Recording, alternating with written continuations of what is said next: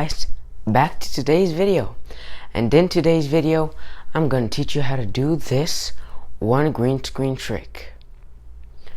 Now, before I teach you how to do it, let me show you what it looks like. So if you're a fan of Harry Potter, this one's for you. Now, check out my invisibility cloak. Now, let me show you how to do it. So, what you're going to want to do is film behind you like this.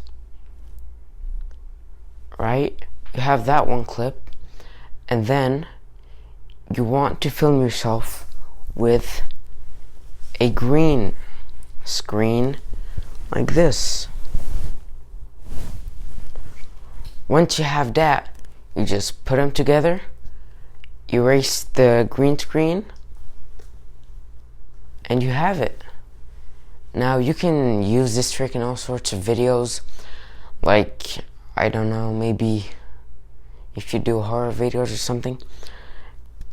Anyhow, that was the trick. Now, thank you for watching. Please subscribe if you haven't yet. Like the video. Comment down below if you have any suggestions, and share with your friends. Thank you.